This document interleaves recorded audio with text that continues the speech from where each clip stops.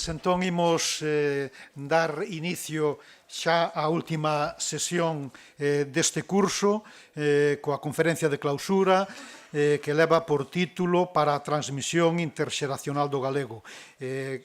Vai impartir esta conferencia Mariló Candedo, que é unha querida compañeira e amiga da Universidade da Coruña, profesora de Pedagogía Social na Facultade de Ciencias da Educación desta universidade.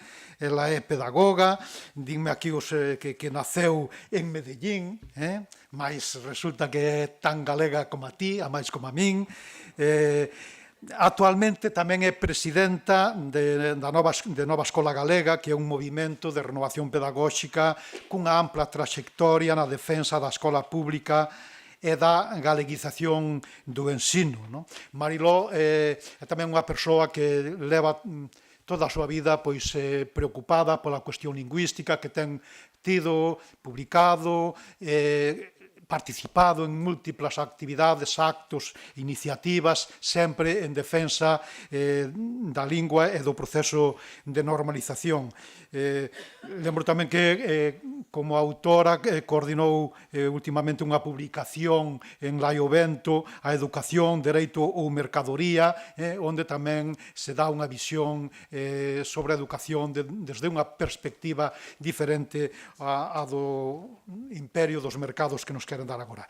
En fin, Mariló Candedo é unha persoa especialmente capacitada para darnos esta visión final sobre a cuestión tan candente que tratamos durante estes días neste curso. Xa sen máis, ten a palabra Mariló.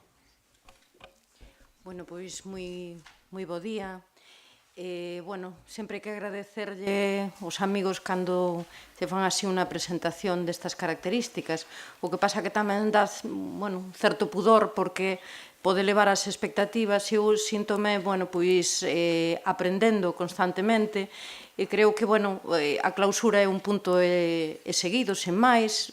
Ademais, temos que felicitarnos porque son 10 anos xa deste tipo de encontros e eu, a verdad, que creo que o que vos podo achegar modestamente ten moito que ver cas dúbidas, cas algunhas certezas, temos máis incertezas seguramente, pero que nas que se estivo traballando estes días. Eu non puiden asistir a todas as sesións, pero si en algúns momentos si puiden estar presente. Vades a ver que hai, desde logo, lugares comuns, como non pode ser de outra maneira, porque eu, si tivese ese elixir para botarlle a auga e que realmente revertese o proceso de sustitución lingüística, xúrovolo que no momento que o teña e saiba eu que é efectivo, compartiríao. Entón, eu non teño unha fórmula máxica, teño optimismo, pero, as cousas son complexas, non? Como xa fomos vendo ao longo destes días.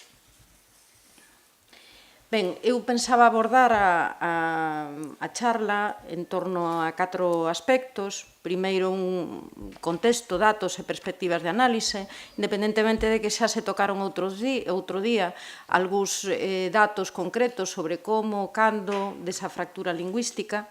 Pero, volver, en todo caso, algúns datos sempre interesante. Eu creo que non podemos ir a cegas e que, además, debemos exixir ter datos realmente fiables, ter unha óptica para, como cidadanía consciente, tomar decisións. Moitas veces, incluso nós, temos caído nesa trampa de non querer dar unha imaxe negativa, porque a cabalo perdedor non se apunta a ninguén, e desde esa perspectiva, eu creo que a veces nos apuntamos a algo o autoengano. Eu quero pensar que queremos ser cidadanía consciente e, entón, algo deso, desde logo, hai que ver, con todas as sombras que teñan os datos.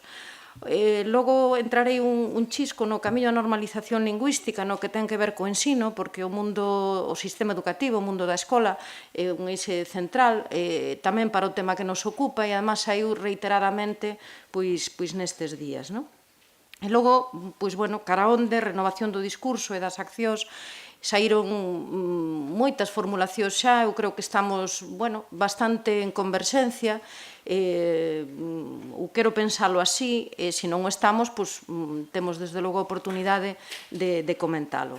Sobre os vieiros de futuro, pois tamén podemos establecer pois alguna pequena liña de traballo.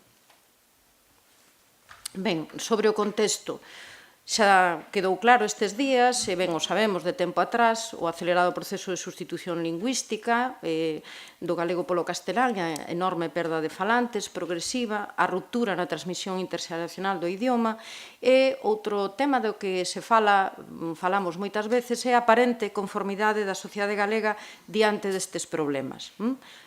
Bueno, pois, un paso adiante e outro atrás Galiza, pois algo deso nos anda tamén no imaginario. Por que sucede, por que veu sucedendo todo este proceso? Bueno, aí se dan unhas cantas razóns que son razóns poderosas. Eu creo que a incidencia do proceso de globalización que é tan homoxenizador e de esta forte ofensiva neoliberal donde, digamos, se aposta moito por as competencias que están asociadas á empregabilidade e os rigores dos mercados, pois sitúa tamén as linguas en ese marco. Hai un afondamento, claro, por esta perspectiva tamén, de concepcións individualistas sobre o sentido da liberdade lingüística. Parece que puidéramos elexir todo. E, neste sentido, bueno, pois, se daría como cobertura a poder prescindir daquelas linguas que son menos competitivas pois, nese escenario do mercado de linguas. Eu creo que no noso contexto hai unha influencia moi grande das conviccións ideolóxicas sobre os modelos de Estado que, ademais, parece que no noso país reflicten unha menor pulsión identitaria da que se expresa noutros lugares de Estado.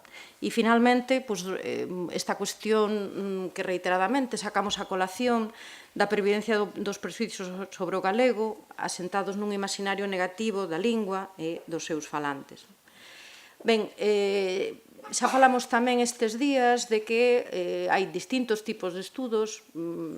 Comentábamos outro día na comida que a veces temos un pouco a sensación de estarlle tomando atención constantemente ao enfermo a ver canto lle baixa ou lle sube, e dedicamos tanto tempo, demorámonos tanto na diagnose, bueno, as accións quedan aí casi sin poderse un pouco contrastar ou diseñar con certa calma.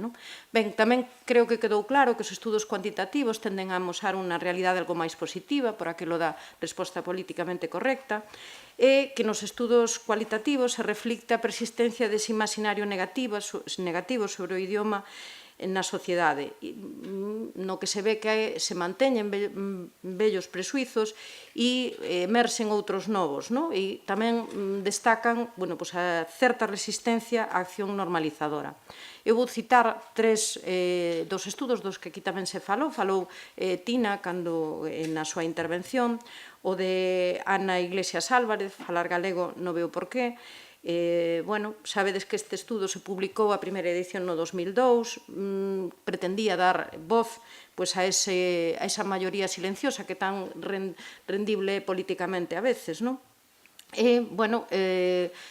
Ela fai parte dun punto de vista onde utiliza un modelo integrador para ver que o que influe nas actitudes, na intención e logo nos usos lingüísticos. Fala da competencia en un moi amplo sentido, a que é real, a que é percibida, das crenzas normativas, é dicir, dos usos, digamos, sociais polos cales, todos sabemos cando se pode, se debe ou non usar unha lingua ou se percibe a necesidade de converxer ca lingua dominante. Fala tamén da incidencia do contorno nun sentido moi amplo e dos hábitos ou os usos lingüísticos. Por irse ás conclusións, ela advírtenos no 2002 que en torno a valores tan maleables e tan, de algún modo perigosos no sentido de que se poden asociar con este discurso neolingüístico da liberdade.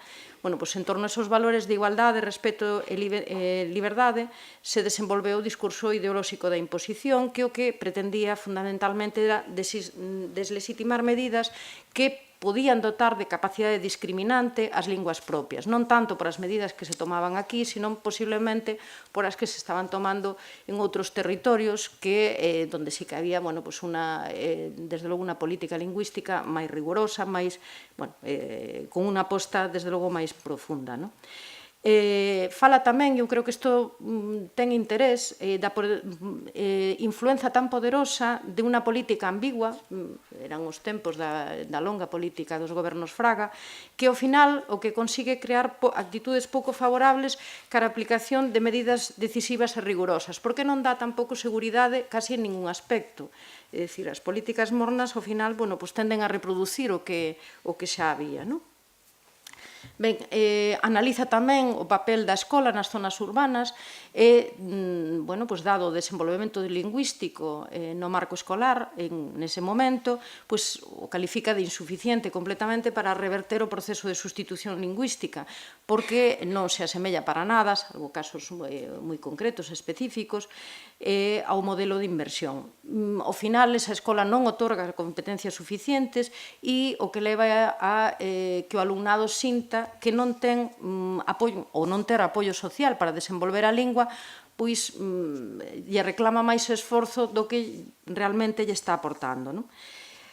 Se percibe o galego como meramente ritual ou partidario, é dicir, estas connotacións son moi negativas para a lingua e, bueno, ela fala de que a cuestión sería convertilo en lingua de uso cotián, común, sen marcas ideolóxicas ou profesionais, é dicir, buscar que estuvera o menos connotado posible con estes aspectos.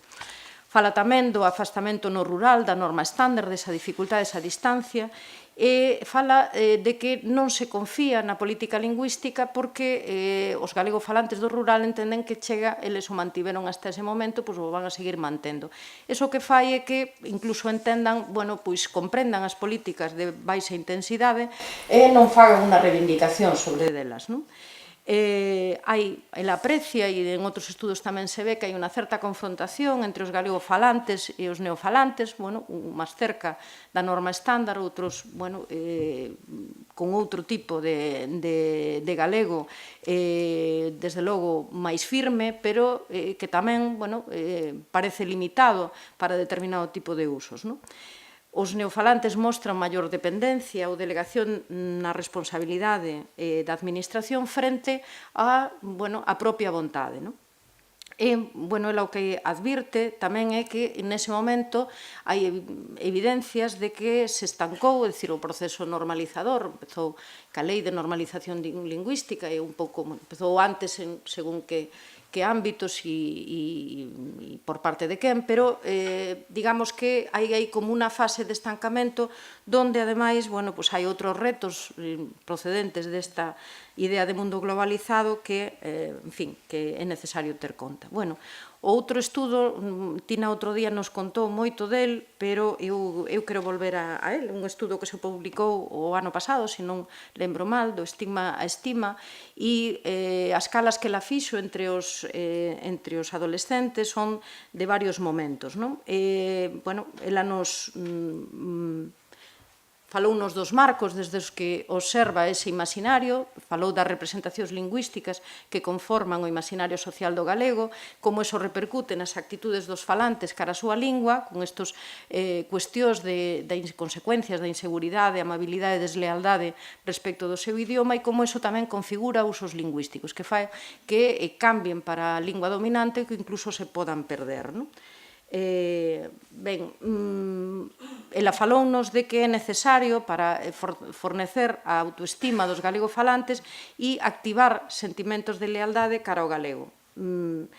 É importante partir das representacións, esos espellos, se recordades que ela nos mostraba como ven a súa lingua, e, bueno, mudar algunhas das representacións porque, obviamente, existen tamén outras representacións que hai que estender sobre a lingua galega.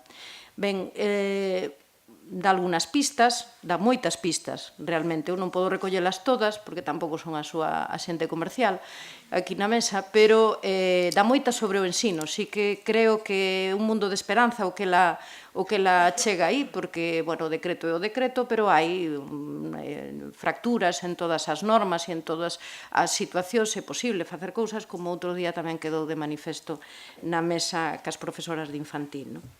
Ben, fala de misturar, é dicir, revalorizar o rural, en fin, tamén mudou, e hai elementos da tradición que, desde logo, nos corresponde rescatar e tamizalos con perspectiva de modernidade, non?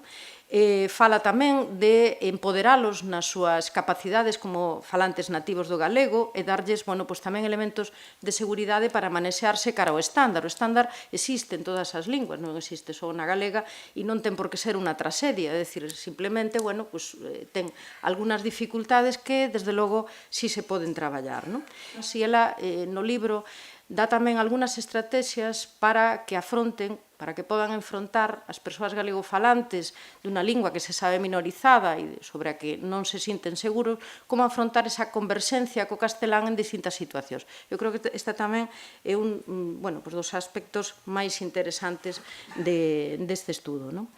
Ben, eu traía aquí, non sei se ve un pouco borroso, hai que cultivar el gallego, no señor, aquí nace el só.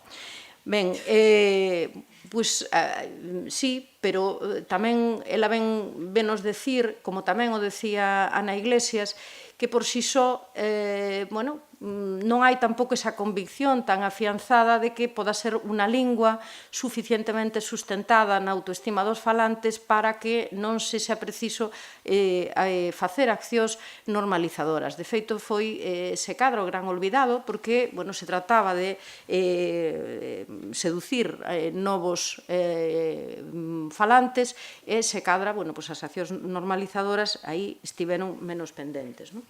Ben, traía tamén as linguas a debate, inquéritos sobre opinións, actitudes e expectativas da sociedade galega, que é un estudo que se fixo desde o Observatorio da Cultura Galega. Traigo, sobre todo, un pouco pola temática, obviamente, pero tamén porque foi publicado en 2012, pero o traballo de campo realizouse, estiven así moi atenta a ver cando, en decembro de 2009, é dicir que recordedes que, as badaladas aquelas non las deron cas bases do plurilingüismo.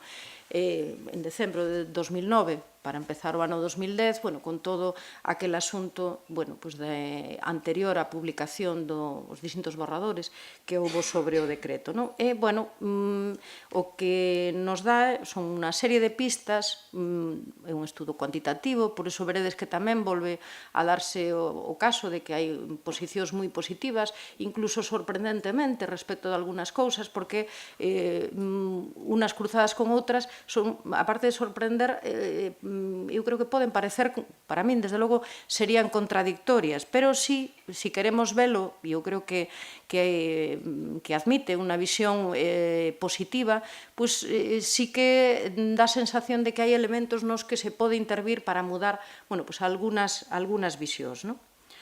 Ben, demasiada letra para unha diapositiva, pero como nos casos anteriores quería simplemente partir da concepción que teñen nestes estudos sobre as actitudes. Aquí nos fala tamén da súa complexidade, da importancia das crenzas, pero tamén das emocións, fala que se adquiren socialmente, que son moi estables e que costa moito mudalas e que é importante modificalas cando acompañan as linguas. Eu, a pesar desta estabilidade, obviamente as actitudes pódense mudar e aí hai un elemento que poño así en negra, que é que a difusión dunha información máis amplia e verídica sobre o xeito de actitude é un elemento que se contempla para a mudanza das actitudes. Digo porque teño esa tendencia de buscar datos, de buscar argumentacións, de buscar racionalidade e a veces logo encontras que por moita racionalidade, pois esa racionalidade estrérase contra outros elementos, outros muros que tamén teñen que ver cas cosmovisións que temos sobre a lingua. Ben, di aí que, en fin, se fala de que é importante unha boa actitude para a adquisición das linguas, falamos antes das motivacións, eu creo que isto xa tamén é un lugar común. Ben, o que revisa este estudo son actitudes lingüísticas sobre todos eses aspectos. Eu simplemente recollín algúns resultados sobre cuestións de carácter xeral, sobre todo porque, bueno, hai elementos, aquí hai moito acordo, vai baixando o acordo, pero pensade, por exemplo, o ítem que maior acordo dá en toda a enquisa é que o galego é estimable como parte da nosa cultura tradicional. Isto pode ser visto dunha dupla maneira, é dicir, bueno, xa estamos ancorados no pasado, o tradicional, pero é un punto de anclaxe. Eu creo que aí non é, desde logo, hai que aproveitar os puntos de partida. Curiosamente, toda esta idea do cambio lingüístico respecto ao castelán e galego, pois hai xustamente, bueno, aí xa é igual, pero nas porcentaxes pois hai máis favorable a cambiar o galego cando che falan en galego. E sobre a transmisión familiar, os pais deberían de falarlle máis galego aos seus fillos, sí que aparece tamén como algo entendido moi positivamente. Ben, incluso, bueno, sería realmente unha traxedia, que ao último dos ítems, o galego non é necesario porque nos entendemos perfectamente en castelán, fora positivo, non o é, dicir, aí hai, desde logo, moitas discrepancias. Donde veremos logo, bueno, aquí está xa, no tema do galego no ensino, xa digo, decembro de 2009, ben, é curioso, é aquí onde observo as contradicións, porque están completamente de acordo en que o sistema educativo debe traballar para que se sean capaces de usar correctamente o galego. Moi refractarios a separar o alumnado en aulas por razón de lingua. Hasta aí a cousa vai ben. A lingua usada nas familias debe ser o factor determinante a hora de decidir a lingua principal do ensino dos seus fillos. Aí temos máis problema, porque sí que hai unha maioría a favor. Non é tampouco tan determinante, pero sí era o que estaba sobre a mesa tamén no debate. E logo a cuestión onde hai, desde logo, menos elementos de consenso é cal, en todo caso, de que houbera algún idioma predominante, cal sería o que debería ser predominante no ensino. Sae mínimamente a favor do castelán, pero, bueno, desde logo, bueno, admite tamén outro tipo de lecturas.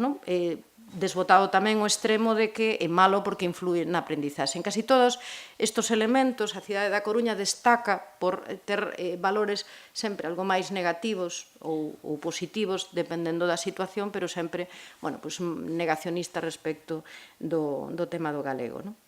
Ben, despois entro en outra cousa sobre a decisión das familias e en que momentos se considera e en que momentos non se considera.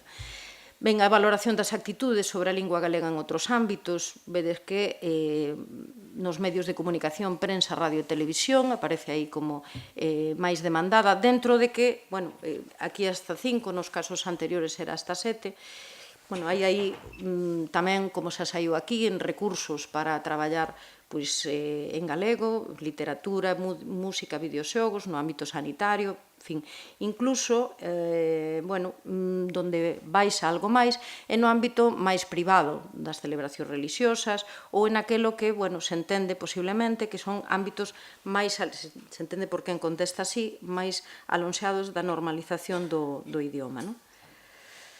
Ben, os datos non os podía traer noutro formato porque estaban algo máis mal configuradas.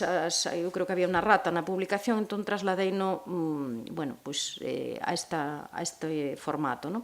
As actitudes perante o bilingüismo.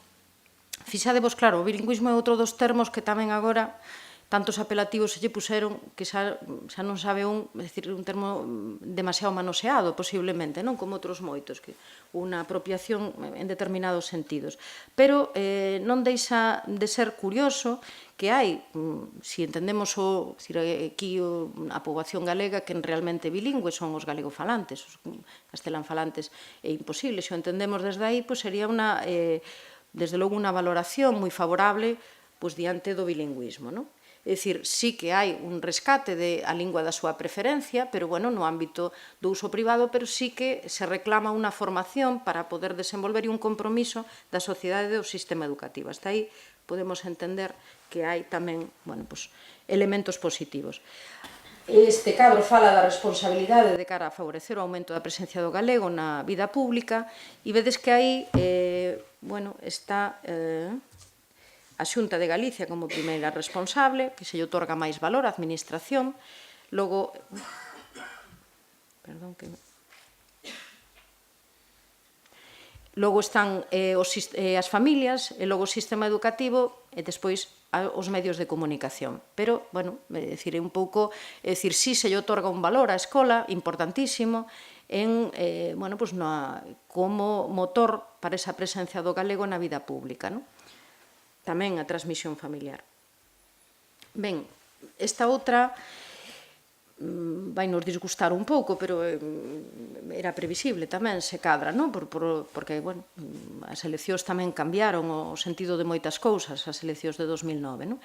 E aquí se valora un pouco a valoración sobre a política lingüística seguida nos gobernos no extenso período Fraga, logo no curtiño período bipartito, e aí estabanse iniciando a política lingüística da primeira legislatura do goberno Feijóo, pero todavía creo que estaría xa en marcha a cuestión do acceso á función pública, a eliminación dese requisito, e se estaba fraguando todo o tema do ensino. Si que é verdad que era constante nos medios. Bueno, vedes aí, por resumir e por non enredar moito con isto, pero un pouco sí, como hai unha valoración positiva dos gobernos Fraga, é dicir, aí quizá o que hai máis que destacar é a grande porcentaxe de xente que di que non o sabe. É dicir, que non ten unha opinión sobre as políticas lingüísticas. Iso é un elemento interesante. Baixa moito no goberno bipartito, do 42 ao 28. E logo, bueno, que son as valoracións, 24% máis positivas as do goberno touriño, pero tamén ten moitas máis valoracións en negativo. Moitos máis demasiadas, un tanto excesivas, etc. Benevolentes con o señor Feijóo, co primeiro goberno, pero xa digo, casi non sería significativo porque non levaban máis que uns meses. Pero, bueno, todo isto nos leva a estas preguntas que son, eu creo que recorrentes tamén ao longo, cando se queren iniciar accións de normalización en calquera ámbito. A intensidade das políticas lingüísticas, cal debe ser o grao e como debemos ser exixentes. Que grado de complicidade cabe acardar da cidadanía, se temos que agardar sentados a que sexa cómplice ou se hai cousas que se podan facer, cando estará a sociedade preparada, e se hai que incidir só nos elementos de consenso ou se hai que arriscarse en aqueles elementos de disenso, e logo tamén todo o que ten que ver o que se percibe como ámbito privado e o que pode ser ámbito público. Claro, quen teña resposta para estes interrogantes, eu creo que ten gañado o que é non só unhas eleccións, senón, desde logo, un futuro estimable para a normalización da lingua. Pero fixadevos que os estudos reflicten datos contradictorios. Por un lado, se nos fala de que as políticas mornas realmente tenden a reproducir na sociedade baixas expectativas e pouca tensión para o cambio. Si vamos a como valora a cidadanía, calquera mínima incidencia, calquera mínimo pressing, parece que estoupa, bota por terra calquer esforzo que se faga. Entón, eu creo que un grande normalizador deste país, que é Agustín Fernández Paz, fala da teoría do amodiño, isto de que hai que ir así, a modo, porque non se asusten, porque vayan entendendo, e así levamos, e así temos tamén os resultados que temos. Entón, esa decisión entre buscar, sabendo que hai políticas que deben ser máis exixentes, porque, para iso está tamén a sociolingüística e os estudos de pedagogía, para falar dos modelos de inmersión. Cando, como hai que explicar, forma parte un pouco de agardar porque a sociedade este preparada ou ser motores da preparación desa sociedade, que eu creo que é un elemento no que debemos estar absolutamente instaladísimos, non? Sobre o ámbito privado e o ámbito público, hai unha gran confusión interesada sobre eses ámbitos. Pensade que a idea daquelas famosas enquisas era que as familias decidisen, pero que pasou coas familias que tiñan decidido as liñas de infantil nas cidades? Non se respetou a decisión das familias, non houbo, non eran consultas ás familias, incluso consultas, desde logo, moito máis reflexionadas que cubrir aquela enquisa que tampouco tiña todas as opcións. Bueno, entón, de que falamos cando falamos da participación das familias, non? Ou de que falan o que falamos unos e outros, non? Ben, deixo aí eso como interrogante porque realmente son elementos todos a ter moi en conta. Bueno, eu vou pasar de alguna parte un pouco máis, non só por razóns de tempo, sino porque sospeito, a excepción de que ao mellor algúns estudantes, pero bueno, é un repaso sobre o camiño da normalización lingüística, son así, bueno, pois as principais normas que afectaron fundamentalmente o mundo do ensino, xa digo porque é un ámbito especialísimo para a normalización, inda que non debe ser en absoluto o único, e na transmisión familiar tamén xoga un importante papel, non? Unha socialización familiar que tamén nos vamos a apuntar a renovar pois a nomenclatura. Ben, está no plan xeral, está un pouco, eu creo, que na idea, na estima de houbo cousas que melloraron. Pois o estatus da lingua galega, as competencias lingüísticas, aumento de recursos e iniciativas, sinerxías entre o mundo cultural e educativo, por moito que todo isto poda ser realmente moi mellorable, non?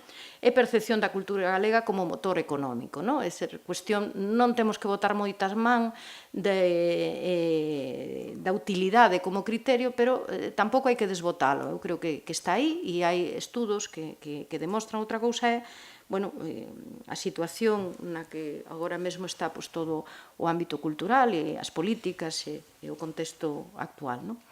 Ben, eivas principais, un pouco tamén as que apuntaban os estudos, o escaso e tardío labor da planificación lingüística, insuficiente e deficiente formación do profesorado e de outros axentes educativos, a laxitude enorme na aplicación das normas, o escaso apoio de ámbitos externos ao ensino, a persistencia dos prexuizos sobre a lingua e, sobre todo, creo que tamén o principal, o que impide os avances, son as diverxencias políticas en torno ao alcance do que debe de ser a normalización no plano social e no educativo, porque iso é o que, en canto, parece que tamén está a teoría da cultura do bonsai, mentras a lingua e a cultura galega sean bonitas, estén na maceta e cuidadas e vayamos recortando, pois todo vai ben. Se escacha a maceta, cuidado, que non se pode, hai que volver a trasplantar porque non é cuestión, non? Ben, Andrade, a min gustame moito, eu creo que o humor é un elemento fundamental para abordar todo, pero os temas nosos con máis motivo, un valor que ademais temos moi presente, non? Bueno, pois, un pouco a dúbida fundamentada sobre esas políticas mornas de bilingüismo armónico, cordial, uso e espectáculo.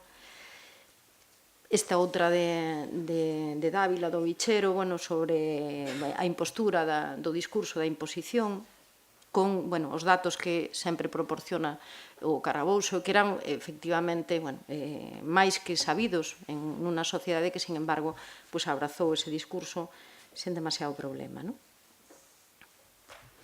Ben, voume deter un chisquiño nada máis no decreto, porque efectivamente foi o punto de inflexión. Eu creo que as outras normativas, de alguna maneira ou de outra, houbo centros, comunidades educativas que a superon usar, de modo que había realmente proxectos de inmersión lingüística en algúns lugares, e, aparte, absolutamente sin complexos e sin conflictos. Os conflictos a veces se xeneran. Pero aquí se promove esta idea do equilibrio lingüístico que, además, para equilibrar desde o principio, coa mesma presencia, entre comiñas, porque logo vemos que a que acaba menguando é a lingua galega, se presenta como ameaza algo que, parece ser que non estaba socialmente aceptado, cando estaba tal que así, tal como foi no decreto, no propio Plan Xeral de Normalización da Lingua, e, por certo, no 2001 tamén se asinara con requisitos moi amplos a Carta das Linguas Minoritarias e Regionais, e, en fin, estas cousas que xa sabemos, non? Ben, que sucede agora? Bueno, pois a normalización parece que hai que agochala, que hai que escondela e entón parece como que se obriga o sistema educativo a ser cómplice, digamos, cos presuizos e coa, bueno, pois co deixar de facer un certo esforzo compensatorio para a protección e o fomento da lingua propia, non? É dicir, xa non sería un axente normalizador, estaría coutado para exercer ese labor e, bueno, digamos que a demonización da normalización é tal que hai que volver recordar cales eran ou cales son os obxectivos e en que se sustenta a normalización, que non é máis que unha ética, nin máis nin menos, coa potencia que isto ten, de restitución de dereitos e oportunidades para o conxunto da poboación, non somente para a poboación que é galegofalante, senón para o conxunto da poboación e para o conxunto do país que o ten como patrimonio, que ten unha obriga de protexelo e trasladalo en herdanza non intocable, non de museo, sino unha herdanza, desde logo, activa. Ben, as iniciativas normalizadoras o que pretendían era correxir as simetrías a través da discriminación positiva e dotar, isto xa se falou tamén, ou comentou outro día Neves Arza, e saliu moitas veces, cal é a pretensión, os obxectivos respecto da lingua, desde a normalización lingüística. Tamén onte Socorro incidiu moitas veces en que todas as accións, cando se presentaba o proxecto do apego, tiñan que ter obxectivos lingüísticos, por suposto, é dicir, ten que ser unha cuestión absolutamente conscientes. Aí aparecen as competencias, as actitudes e os usos, Ben, chegamos a un punto en que, tal como foi a situación, un decreto que non deixa fisuras para ter proxectos experimentais que den continuidade a outras experiencias, hai como unha interferencia grande entre o plurilingüismo que é rexeitado, cando o plurilingüismo en sí, tamén aquí hai que poñerlle apelativos, inclusivo. O plurilingüismo en sí mesmo debe ser inclusivo. Se xa llevamos poñendo, o que pasa que realmente a oferta que nos temos é un plurilingüismo sectario ou exclusivo por ter, digamos, de lingua franca prácticamente o desenvolvemento do inglés. Ben, é perfectamente compatible coa normalización. Eu creo que aí nos debemos, xa levamos un tempo falando de que hai que predicar neste sentido, pero predicar tamén con accións nos centros de ensino. Desde logo, os centros tiveron moitísimos conflictos entre o profesorado de linguas estranxeiras ou de lingua estranxeira e o profesorado de galego, temas de equipos e demais, por esta confrontación. Tamén é certo que aí a Consellería adoptou medidas moi estratégicas para o tema do plurilingüismo entendido de cara ao inglés, que nunca tomou respecto estratégicamente para o galego. Pero compre decir que, desde a perspectiva ecolingüística, hai unha necesaria convivencia entre linguas e o tratamento integrado das linguas é un elemento que hai que considerar. E máis, eu creo que de cara a ese asesoramento ás familias, e para que non sexa unha cousa dos de galego, dos equipos, sempre penso que os departamentos de linguas explicándolle ás familias cal é o modelo lingüístico desde ese punto de vista e as gañancias e poñendo en riba da mesa datos que os hai a moreas deles, incluídos datos PISA que demostran que comunidades teñen competencias mellores en comprensión lectora, en comunicación lingüística, que non son outras que as comunidades bilingües, sacaríanos de moitos apuros. Pero, bueno, a veces, é dicir, eu creo que aí o temos que ter claro, porque a xente que estamos no tema da normalización non debemos pensar que somos nós os sectarios, inda que se trasladara este estigma sobre nós. Somos os que realmente se practica maior amabilidade lingüística no sentido de intentar achegarnos a outros sectores, e entón, en ese sentido, deberíamos procurar establecer sinerxías en estos termos.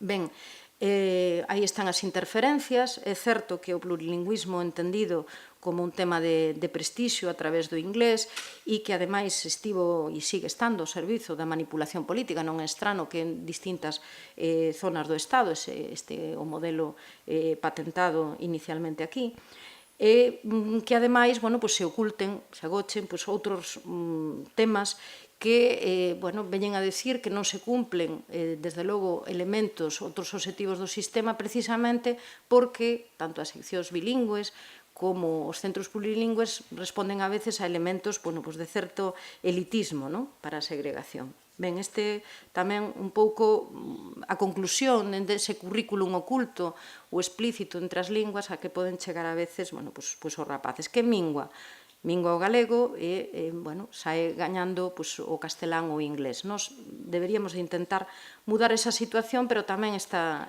visión, non?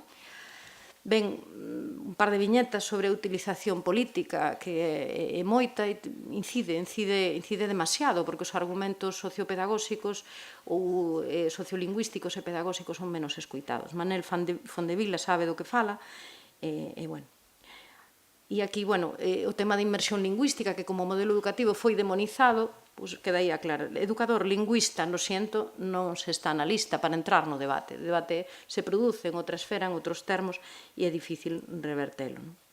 Ben, cara onde? É dicir, esa é un pouco a realidade. Dentro das cousas que podemos facer, existen elementos que podemos facer. Desde logo, se está empezando a traballar un pouco no campo do tratamento integrado das linguas, con moitas dificultades, porque xenerou unha fenda importante a cuestión do decreto, pero ten que ser por aí, non?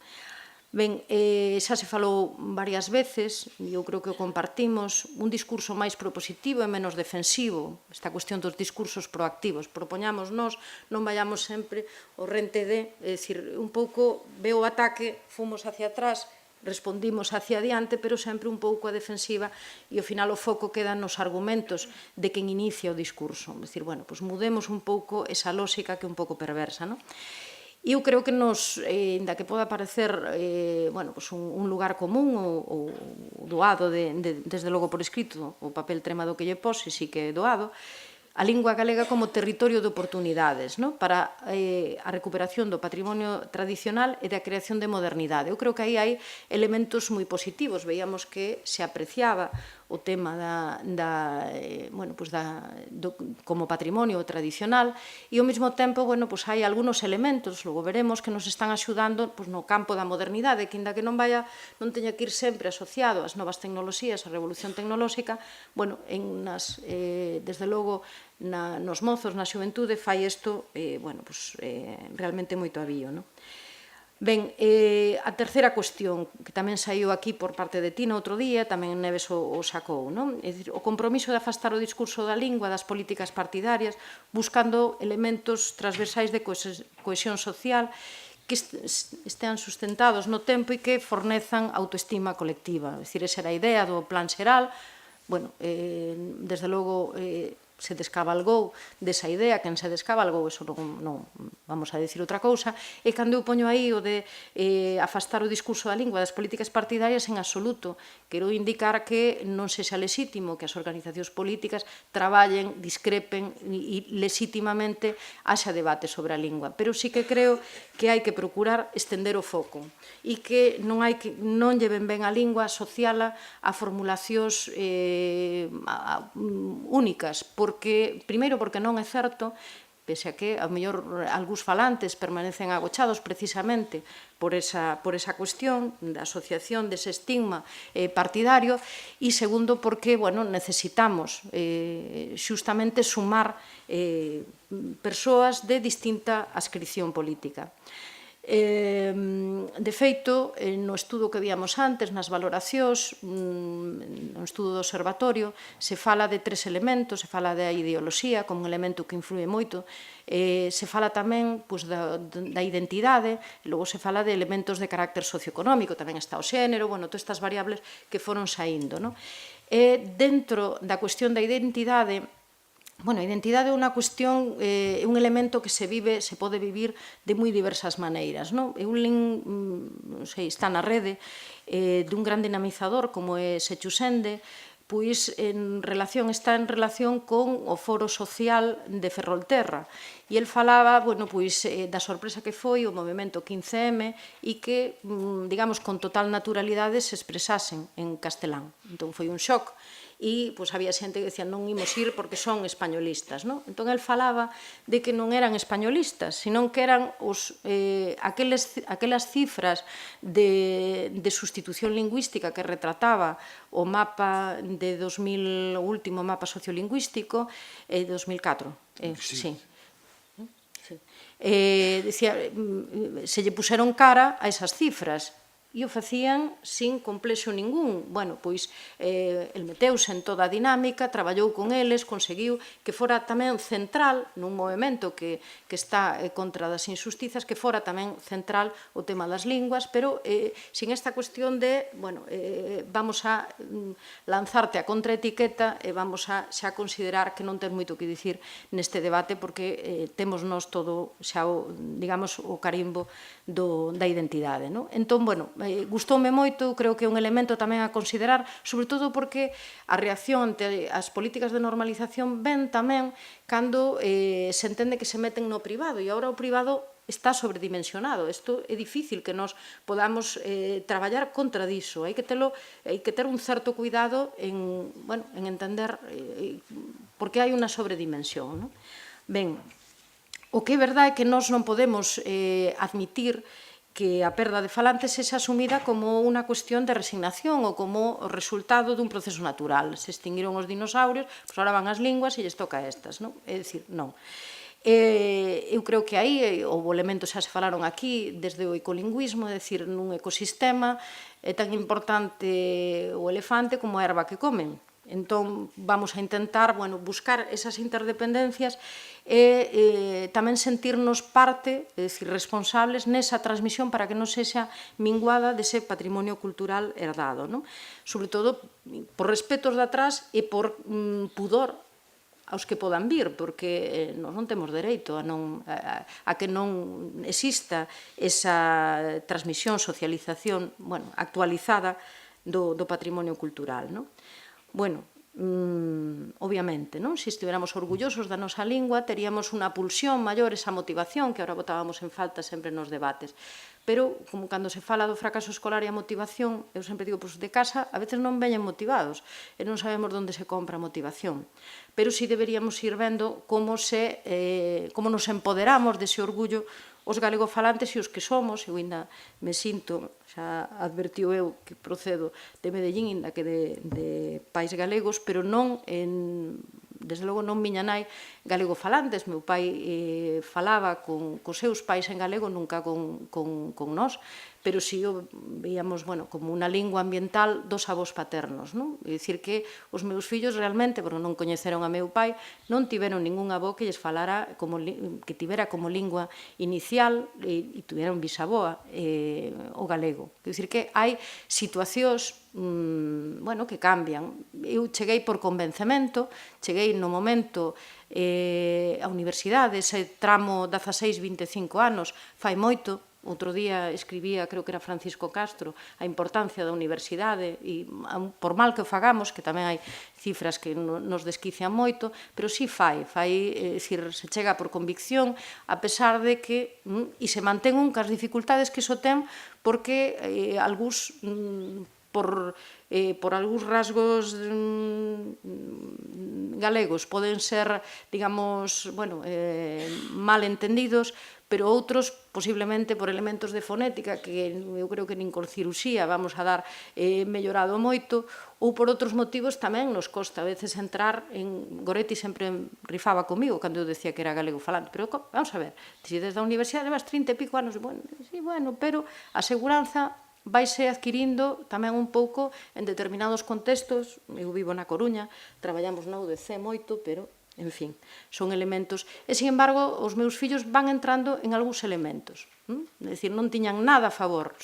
Eu creo que debemos quitarnos culpas. Alguén falaba estes días de responsabilidades temos, culpas por favor non, que somos demasiado esta cultura xudeocristiana, pero sí, eu creo que hai que entender como avances pequenos usos, inda que sexan usos débiles, que tamén vimos en algunha charla, e sobre eses avanzar. Eu, por exemplo, o meu fillo máis pequeno non fala pouco, pero non, desde logo, por o seu contexto de amigos non o fala algo comigo tamén moi pouco, pero curiosamente o WhatsApp, que é un instrumento de conciliación familiar na adolescencia absolutamente de primeira magnitude, whatsappeamos sempre en galego, e cando emite el tamén empeza en galego. Eu iso valoro. Vos pode parecer unha tontería, pero a mí non me parece, e menos con estes antecedentes que estou contando. Bueno, xa tiven o meu momento de alcohólicos, como decíamos outro día, pero bueno, é importante que as cousas tamén se digan. Tendo en conta que as linguas actúan como filtro para percibir a realidade, para producir e reproducir ideas, sentimentos e emocións, eu creo que é moi importante cultivar este sentido de que o galego non pode ser sustituído para todos os efectos, nin para determinados efectos por outras linguas. Eu recordo unha charla de Teresa Moure, nalgúna xornada, non sei se na de Lingua e Ecoloxía, pode ser, ou Lingua e Medio Ambiente, que botou ali unha parrafada con un léxico relacionada con medio natural que eu, desde esa categoría de neofalante, quedei realmente abrallada e lamentei, como sempre o lamento, que coñecemento do medio sexa desa materia que se permite pasar ao inglés. Porque me parece que é evitar un filtro tan rico sobre o noso medio próximo. En fin, bueno, pois iso é un elemento no que se pode seguir traballando, non? Por suposto, é analizar as razóns que sustentan os presuizos, ver por que nos vemos así, onde están eses espellos, bueno, canto hai que cambiar desos espellos. E logo, eu creo que non debemos estar sometidos a esa perversa e constante avaliación en termos de utilidade e competindo con outras linguas. As linguas deben estar en entornos de colaboración. Eu creo que facemos pouco, se entramos moito o trapo da cuestión da utilidade. Algo a veces hai que entrar con isto de os países emerxentes, esos contactos, porque, bueno, son datos certos, non? Pero o noso, se vai máis por a cuestión da sustentabilidade, de, bueno, quitar eses presuizos e empoderarnos, non? É dicir, efectivamente, non hai máis tempo perdido que aquel que se gasta en borrar a propia orixe, non? É dicir, en termos, a min esta é unha viñeta de Andrade que me gusta moito, non? Con engulir esa propia lingua só farás asfixiarte, aviso. Ben, decíamos que hai elementos moi aproveitables, temos que celebrar a cuestión do punto gal. Eu creo que un elemento de proxección que se conseguiu ademais por sinerxias entre moi diversos sectores, é dicir, isto proba que nós, a pesar dese minifundio do que moitas veces facemos gala, tampouco tamén somos capaces de coordinarnos. O Twitter, isto é moi importante a todos os efectos, está outro día o soporte do Gmail. Estas campañas, eu recordo unha charla que nos deron os da coordinadora en unha asamblea de Nova Escola, cando estábamos todos completamente afundidos polo asunto do decreto, e Carlos nos falou, bueno, pois daquilo da lingua sexy cool e demais, non? Entón, bueno, eu creo que é un elemento de conexión moi interesante e, además de demostrar tamén ese amor á lingua, o amor un pouco como elemento de empoderamento, non? E, bueno, por outro lado, para a transmisión familiar é un avance. Ben, Tina no seu libro fala de actualizar a tradición, e esta foto é unha foto real, é unha rapaza do grupo de baile no que está a miña filla. É unha realidade preciosa o que nós estamos aprendendo, que as recollidas que fan nos grupos tradicionais. A veces isto se entende como un certo ensebrismo, só galego aí. Non, eu creo que a xente, posiblemente moita xente, sexa o único, pero o van respetando, e desde logo elas, o tema das roupas, todo o que ten que ver co folclore, con todo o que rodea, incluso eses elementos de recollida. Bueno, decíamos que había que falar, a mí insistiron de que falara en positivo, e se hai algo, dicir, nós necesitamos un pouco sair dese momento malo do decreto, das medidas e, bueno, irnos outra vez empoderando este discurso propositivo. Entón, en este sentido, a campaña de Gústame o galego pareceume que reunía moitos dos requisitos que necesita o novo discurso. Unha campaña fresca. Os lemas os podes escoller tíos que queiras, desde o máis comprometido, máis exixente, aquel máis morniño, o máis simpático, o máis estereotipado incluso. E vedes, nas fotos queda patente, que chega a un amplo espectro da poboación. É dicir, que aí non hai tampouco distancias políticas, ainda que sexa só para facerse a foto, non? É dicir, eu creo que non sei o que pensarán, mellor logo poden comentar, pero foi unha campaña que non sei se eles esperaban o éxito acadado. Se non o esperaban, desde logo, fantástico. Ben, sobre vieiros de futuro, se falou moito aquí xa, é dicir, que necesitamos o que non houbo? Se cadra desde outros puntos de vista e con un discurso, xa digo, máis proactivo. Decíamos que apenas houbo planificación. Bueno, pois ten que haber unha planificación integral. É dicir, efectivamente, a transmisión familiar depende de moitas, de todas as variables sociais. Xa se comentou na charla anterior, eu non vou volver a incidir, pero por planificación xa sabemos o que é. Ten que haber unha orientación, unos prazos, unos recursos, unha avaliación. É dicir, non podemos seguir con esta idea de opacidade. Nos estamos desexando saber cando e como se vai avaliar o decreto, por exemplo, porque estas sentenzas nos decían que esta progresión ou non progresión no galego dependería da avaliación que se fixera desas competencias. Estamos desexando, porque non podemos ser unha caixa negra para as cousas tan importantes. Desde logo necesitamos a aposta por outro modelo educativo, desde logo cara aos modelos de inmersión.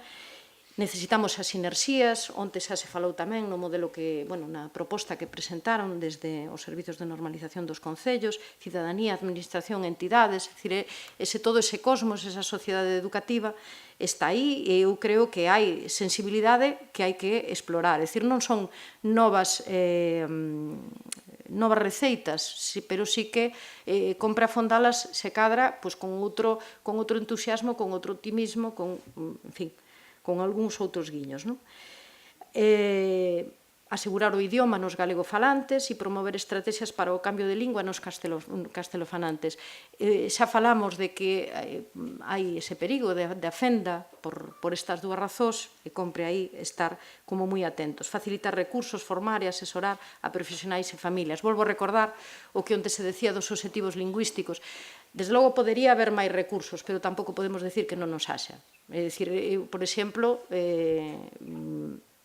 na universidade temos o tema dos Erasmus, por exemplo, que a veces actúa como ameaza e como comodidade. Están os Erasmus, por favor, danos as clases, non se van a enterar. E entonces, claro, isto é unha mágoa e temos que ser moito máis amables. Bueno, pois, nos toca a veces explicarlles e logo acaban entendendo como unha persoa que ven de outra cultura, de outro lado, só ten esa oportunidade, ese ano que está aquí, para entrar en contacto co galego. E que é unha sorte a que ten ese alumno ou alumna que nos chega de fora. Non o ven como unha imposición, me informe moi útiles os vídeos de Núñez Singala e algunhas outras cousas. E deron un resultado óptimo. É dicir, hai recursos. Ben, porque senón, se volvemos un pouco a esta cosa de se nos suicidamos, se nos suicidan, que somos así un pouco remoentes en estas cuestións, pois, aquí libra o que non ten netos, pero o que ten netos, teno crudo. Decidamos que non se teñan netos, tampouco. A pesar de que, efectivamente, somos un país que ten unha tasa de natalidade moi baixa, pero supoño que esa non será a aposta para que se estanque a transmisión familiar, que non veñan novos, porque eso non pode ser.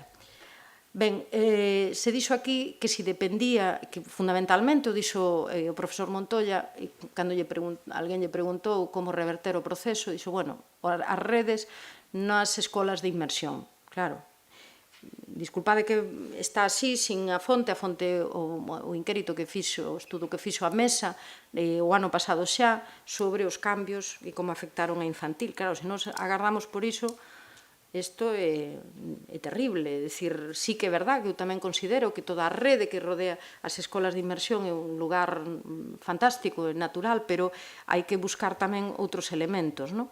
Ben, isto vou pasar moi rápido, creo que incluso non me vou meter. Sempre que falamos de normalización vou un pouco ao plan xeral. Por que?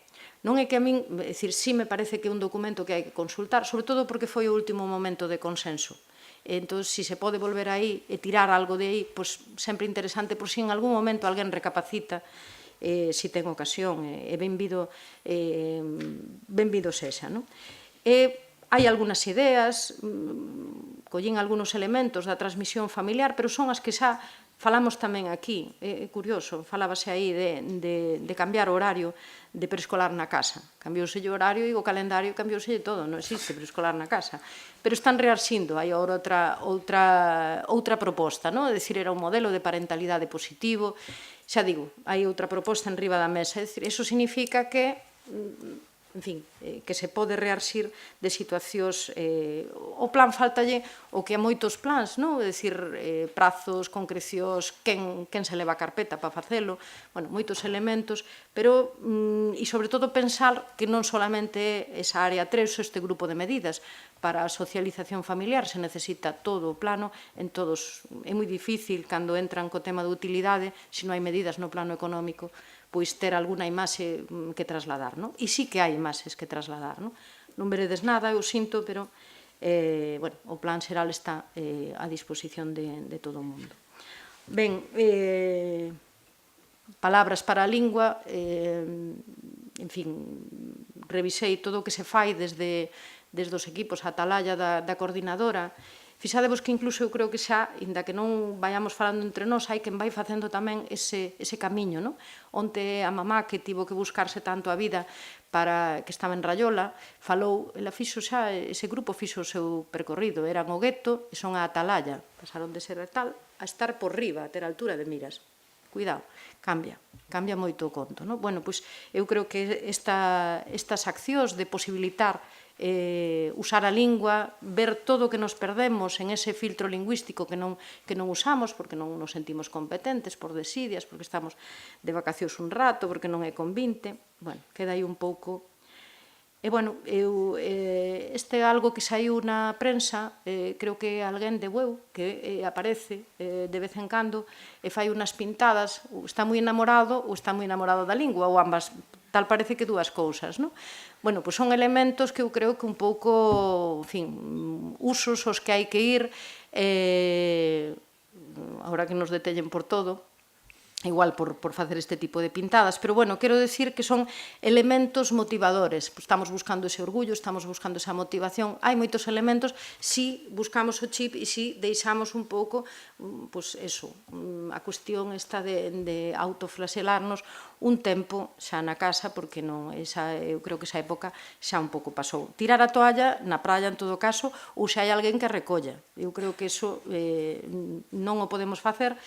Bueno, creo que non vos acheguei nada novo, intentei un pouco conectar co que sí se foi falando, e, bueno, intentar que para o ano que ven teñamos moitas outras experiencias interesantes sobre as que poder sustentar este discurso que queremos un pouco mudar. E nada máis. Gracias.